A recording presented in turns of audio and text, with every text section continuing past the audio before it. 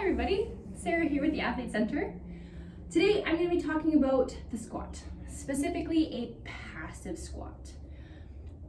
The great part about this passive squat is it tells you a lot about how your lower body is functioning, and it's a great tool to use as an assessment and then reassessment to see if all of the hard work you're doing to mobilize your body is actually being effective, okay?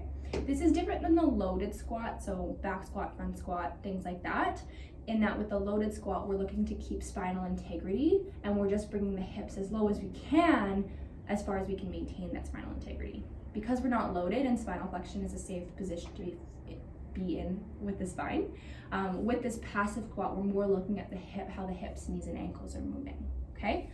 So there's a couple things that need to happen with the positional squat or passive squat. One, you have to be barefoot. No shoes, no socks, barefoot. Second, the feet go underneath the hips. My hip bones are here, it's pretty narrow, okay? Don't be afraid of narrow. Third, feet are straight, so they're not toed out, they're poker straight. And last, your heels stay on the ground. So what this is gonna look like, my feet are underneath my hips, nice and narrow, and they're starting out straight. From here, I just sit down and see if I can balance in this position. Now, I practice this a lot. I work in this position, I play in this position. I've been practicing this for a very long time. If this is new to you, some things that might happen when you come down, first, the hips might not be able to come down all the way into a nice relaxed position. Second, the heels might want to creep up or you might fall onto your bum.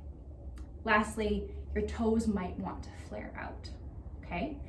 If these things are happening to you, just take note, observe, maybe make a little note in your phone, because once you've practiced all of your mobility routines for the lower body, you can then come back to this position and see if it is more comfortable. For example, maybe you go for a couple minutes and roll the bottom of your feet, or you do some hip mobilization drills. Then you can come back in here and you can note if it's a little bit more comfortable, okay?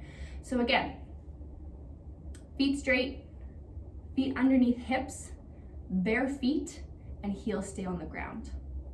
I challenge you to accumulate 5 minutes a day in this position. Doesn't need to be 5 minutes in a row, maybe it's 30 seconds at a time. 5 minutes a day, and you will notice a huge difference in how you feel during your exercising, at work, and just during daily activities. Have fun.